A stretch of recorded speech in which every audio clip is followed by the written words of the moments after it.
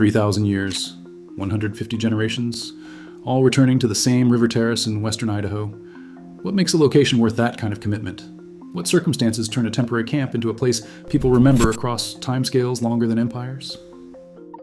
In 2009, archaeologist Lauren G. Davis stood on that terrace holding a stone tool that had been deliberately buried 16,000 years ago. Not dropped, not lost, buried, hidden in a pit feature dug into the ground, cached alongside other tools made from stone sourced 16 kilometers away. This was not the behavior of people passing through. This was the behavior of people who knew exactly where they were and planned to return.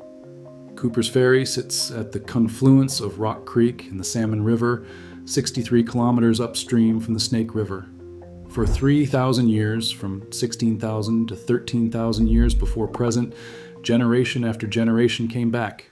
They cached tools here, they built engineered hearths here, they processed extinct horses here.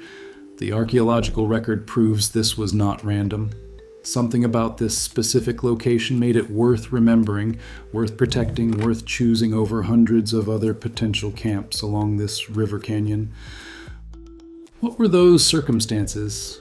The answer reveals that 16,000 years ago, first Americans were not wandering hunter-gatherers stumbling across an empty continent. They were master geographers, executing sophisticated settlement strategies based on systematic landscape evaluation. Let me show you the evidence. Before we go further, where in the world are you right now? Is it daytime or nighttime where you are? Leave a comment with your answer. I love seeing how far lost evidence reaches across the globe.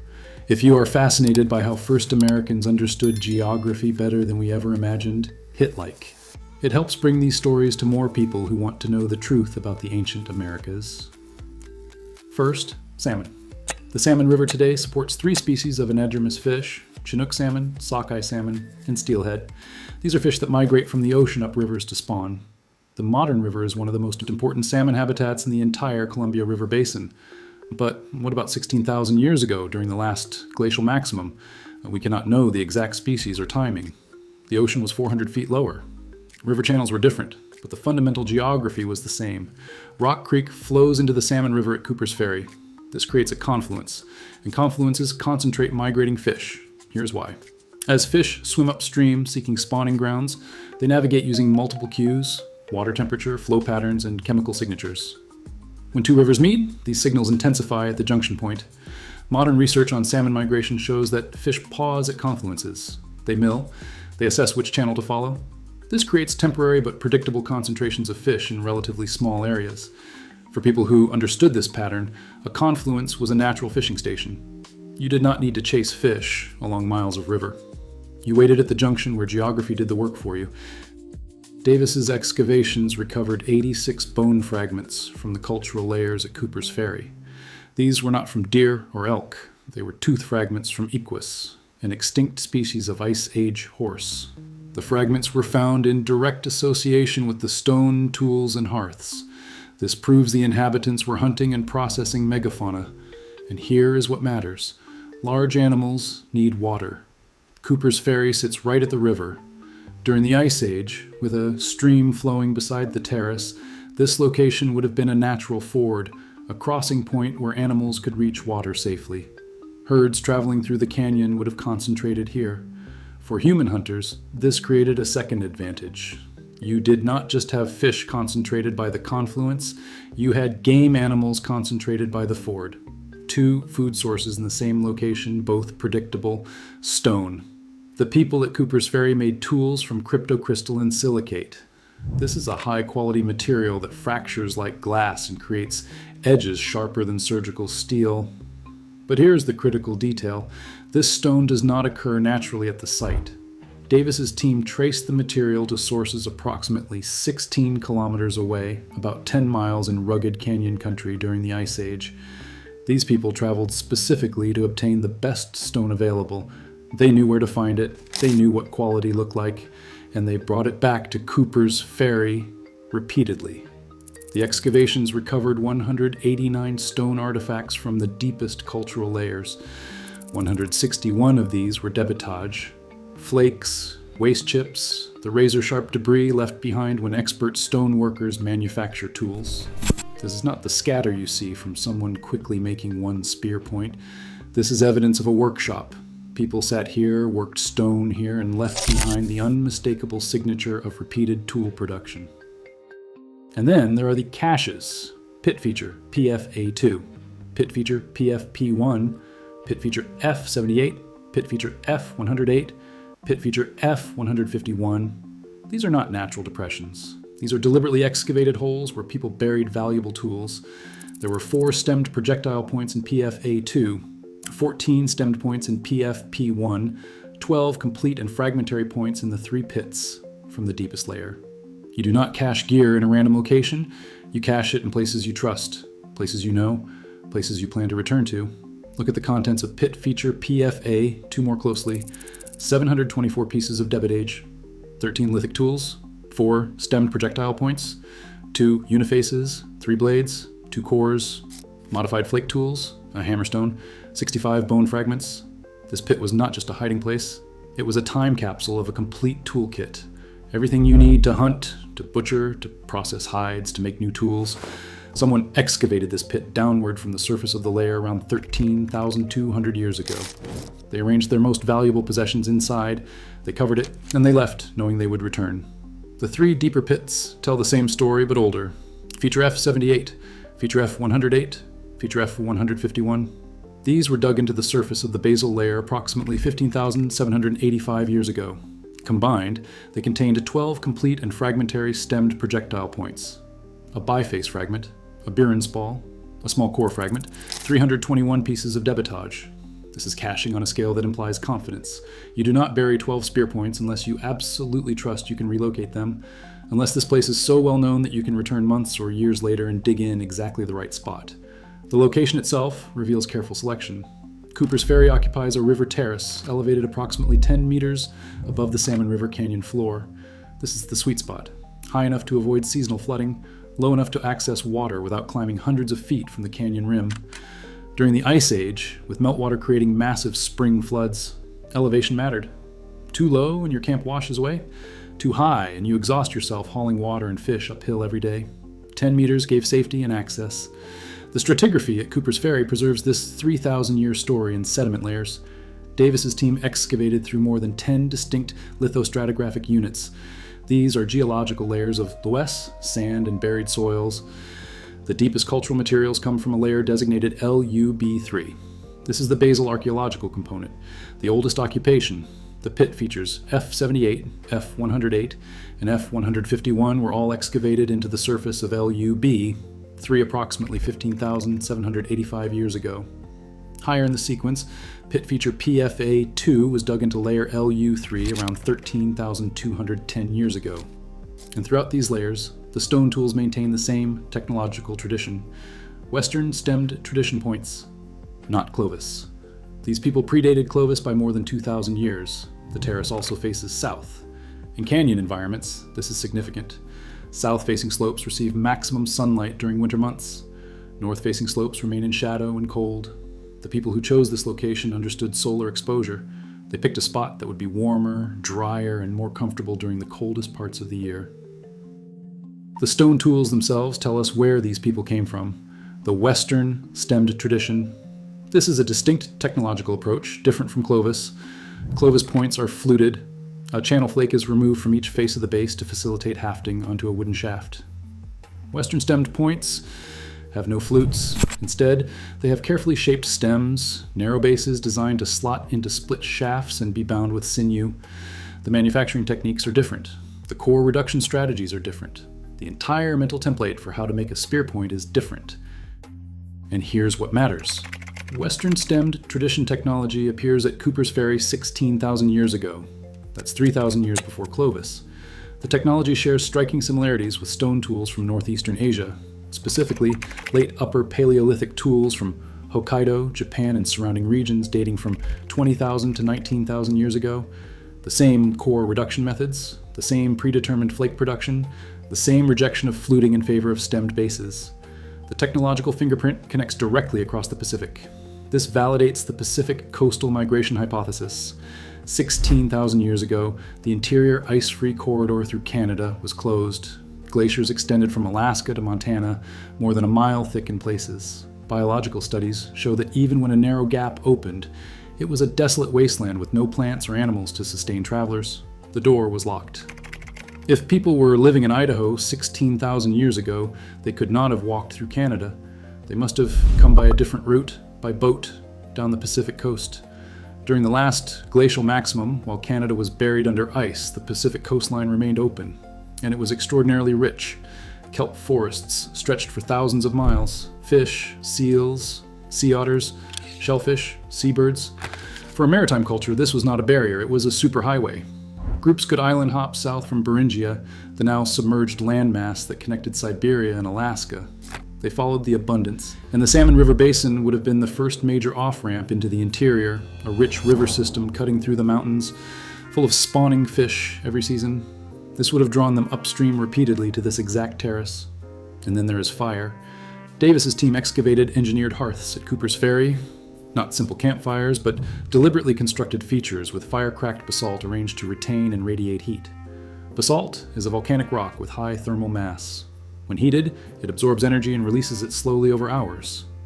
Indigenous peoples worldwide have used heated stones for cooking and warmth for thousands of years. At Cooper's Ferry, 16,000 years ago, people built hearths designed to maximize the efficiency of precious firewood. Which brings us to fuel. Firewood in canyon environments presents a problem. Trees grow on the slopes and canyon rim. If you camp on the canyon floor, you have to climb hundreds of vertical feet to cut wood and haul it back down. This is exhausting work. But Cooper's Ferry had a solution. The confluence of Rock Creek and the Salmon River creates current patterns that deposit driftwood. Trees fall upstream. Flash floods during spring snowmelt carry logs downstream. At bends and confluences, this wood accumulates naturally. The people at Cooper's Ferry could collect fuel without climbing the canyon walls. Let's step back and look at what converges at this single location. Salmon concentrated at the river confluence. Game animals gathered at the ford. High-quality stone was within a day's travel. A terrace sat at the right elevation for flood protection and water access. South-facing exposure provided warmth. Natural driftwood accumulated, supplying fuel. Fire-cracked basalt supported engineered hearths. This is not luck. This is a systematic evaluation of landscape advantages. And we can verify this by comparison. The Lower Salmon River Archaeological District encompasses 51 miles of river canyon. Within this area, the Bureau of Land Management has documented 215 archaeological sites. That is an average of more than 4 sites per mile of river. People lived throughout this canyon system for thousands of years, but only one site shows continuous occupation for 3,000 years. Only Cooper's Ferry has the full span from 16,000 to 13,000 years before present. Only Cooper's Ferry has the density of cached tools, the engineered hearths, the workshop debris, and the megafaunal remains all in one place. This makes Cooper's Ferry an outlier in the archaeological record. Most sites from this time period show brief occupations, a few days, maybe a season, then people moved on. The pattern you see across the Great Basin and Columbia Plateau is mobility. Small groups followed game and plant resources through annual rounds. Cooper's Ferry breaks that pattern. 3,000 years of repeated return. That kind of persistence demands explanation, and the explanation is in the geography. Consider what alternatives people had. The Salmon River Canyon extends for over 400 miles. Rock Creek is one tributary among hundreds. Within a day's walk from Cooper's Ferry, there are dozens of other terraces, other confluences, other potential camp locations, but this is the one people chose again and again across 150 generations. That kind of choice is not random. That kind of fidelity to place implies that Cooper's Ferry offered something other locations did not. And when you map the advantages, the reason becomes clear. This location optimized everything. What does this tell us? It tells us that first Americans at Cooper's Ferry were not simply talented hunters who got lucky. They were master geographers. They understood river systems, animal behavior, and stone quality. They understood solar exposure, flood dynamics, and fuel availability. They looked at hundreds of potential camp locations along this river and selected the one spot where 7 different advantages converged. And then they remembered it for 3,000 years, across 150 generations. If we assume an average generation time of 20 years, which is conservative for hunter-gatherer societies, 3,000 years equals 150 generations. That is 150 times the knowledge had to pass from parent to child. 150 opportunities for the information to be lost, corrupted, or forgotten, and it never was. Think about what had to be transmitted, the location itself, how to find this terrace among hundreds of others in a canyon system that extends for over 400 miles. The stone sources, where to find the cryptocrystalline silicate 16 kilometers southwest, and how to recognize quality material. The confluence dynamics, how fish concentrate at the junction and when to expect the runs. The cached tools, where the pits are and how to relocate them after months or years. The hearth construction techniques, how to arrange fire-cracked basalt for maximum heat retention. The ford locations, where game animals cross and how to position yourself for a successful hunt. This is not simple information. This is a complex, interconnected system of ecological knowledge, technological knowledge, and geographic knowledge. It persisted for a span longer than the time from the Roman Empire to today, twice over, without writing, without maps, without any external memory system except human minds and human voices passing the knowledge forward, generation after generation after generation. Anthropologists call this traditional knowledge. Indigenous peoples worldwide maintain detailed, precise knowledge about their environments that can persist for thousands of years through oral tradition. The difference is that most traditional ecological knowledge is studied in the ethnographic present.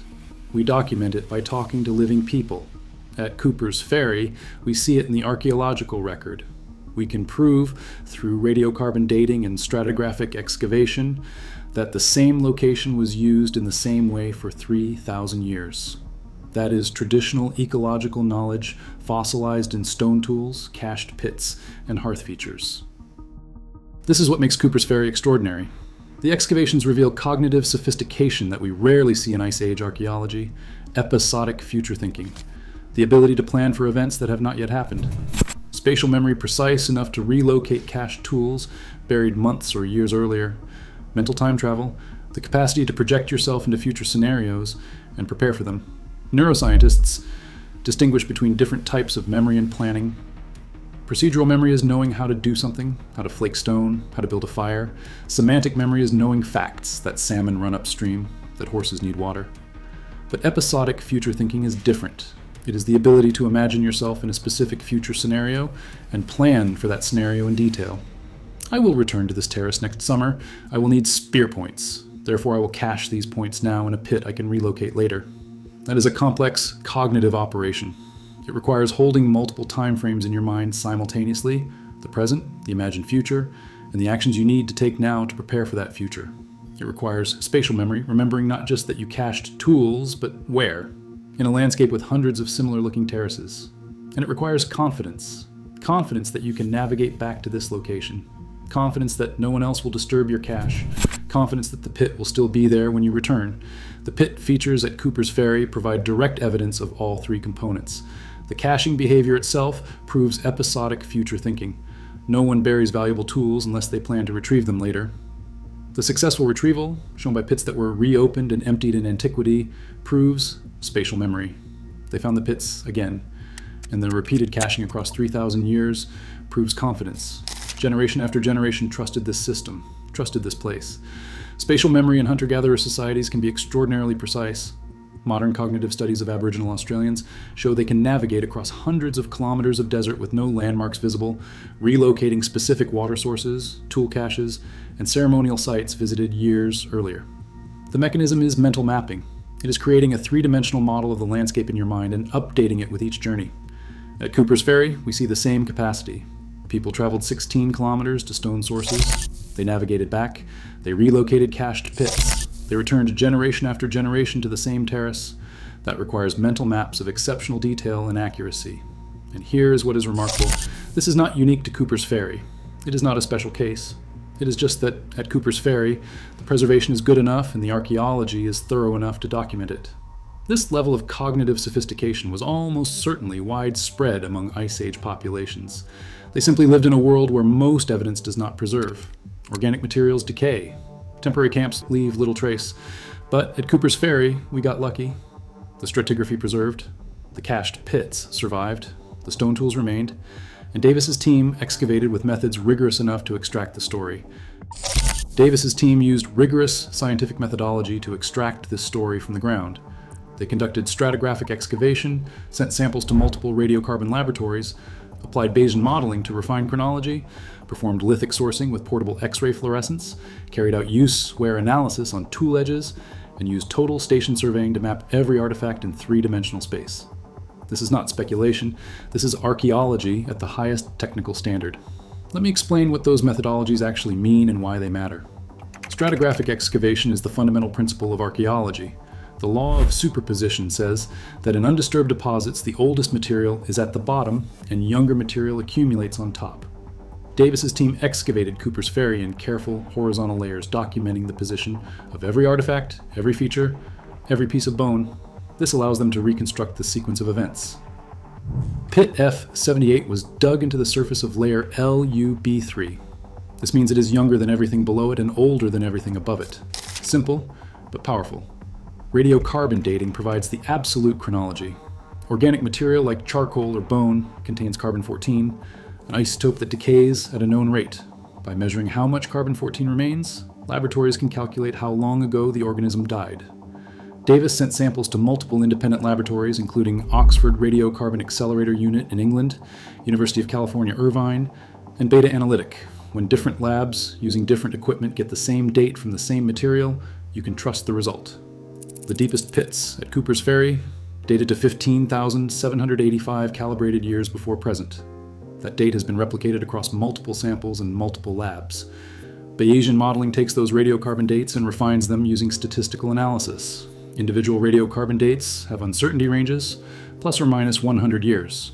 But when you have multiple dates from a stratigraphic sequence, you can use Bayesian statistics to narrow those ranges. You know that anything in layer LUB3 must be older than anything in layer LU3. The Bayesian model uses that stratigraphic information to constrain the dates, producing tighter, more precise age estimates. Lithic sourcing answers the question of where the stone came from. Portable X-ray fluorescence devices analyze the chemical composition of stone artifacts without damaging them. Every geological source has a unique chemical fingerprint. Trace elements, isotopic ratios. By comparing the chemistry of artifacts to known geological sources, archaeologists can determine where the raw material originated. The cryptocrystalline silicate at Cooper's Ferry matches sources approximately 16 kilometers away. That's how we know people were traveling specifically to obtain this stone. Use-wear analysis examines the microscopic damage on tool edges. When you cut meat, the edge develops a characteristic polish pattern. When you scrape hide, you see different damage.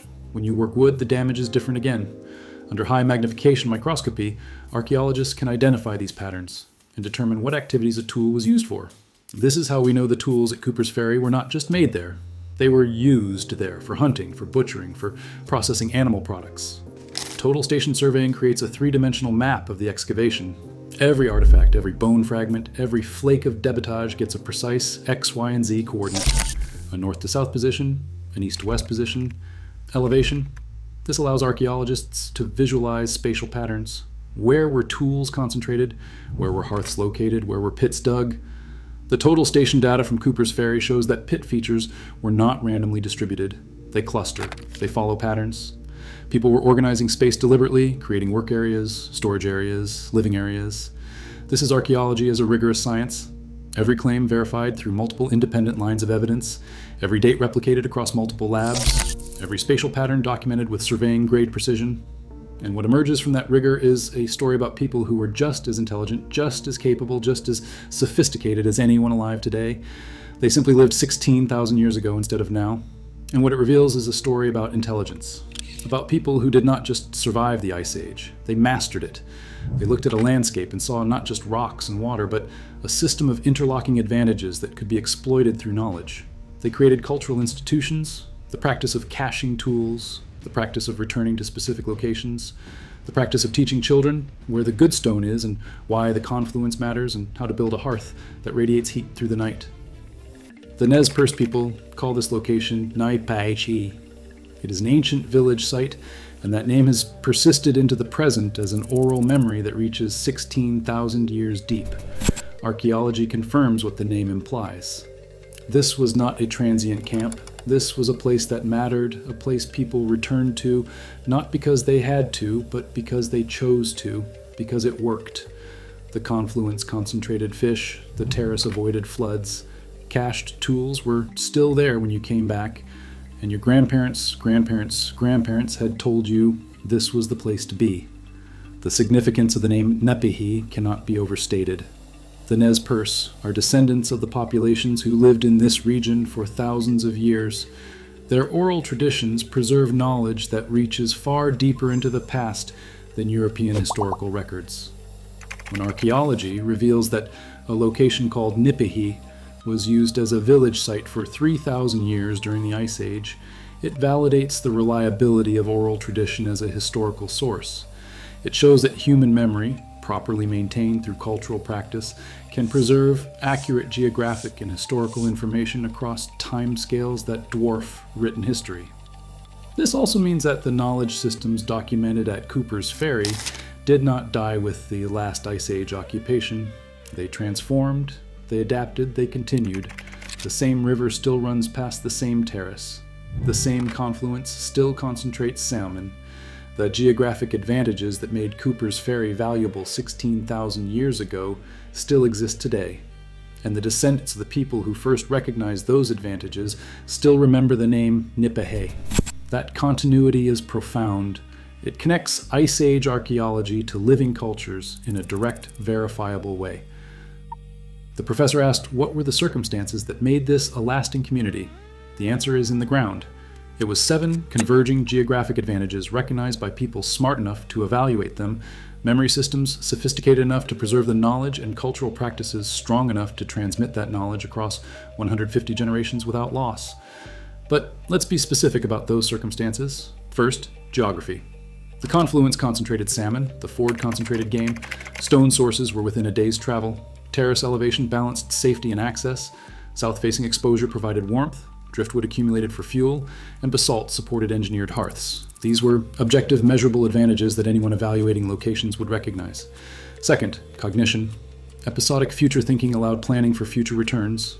Spatial memory enabled relocation of cached tools. Mental mapping supported navigation, 16 kilometers to stone sources and back. These people had the intelligence to systematically evaluate landscape advantages and to select the optimal location. Third, culture. The decision to mark this place is significant, the practice of caching valuable tools, the commitment to return generation after generation, the transmission of knowledge about this location across 150 generations, without writing, without maps, and without any external memory system, except human voices teaching children. These 3 elements working together created a lasting community, not a village in the architectural sense, but a community in the deeper sense, a place that mattered, a place that was remembered, a place that people chose to return to across 3,000 years. Cooper's Ferry proves that 16,000 years ago, the first Americans understood geography better than we ever imagined possible. They were not wandering. They were navigating with precision. They were not guessing. They were calculating based on systematic evaluation, and they chose this spot because they knew exactly what they were doing. They were master geographers who saw the landscape as a system of converging advantages, and who transmitted that knowledge across more time than separates us from ancient Rome. If you enjoyed discovering why first Americans understood geography better than we imagined, check out the video on screen for more lost evidence.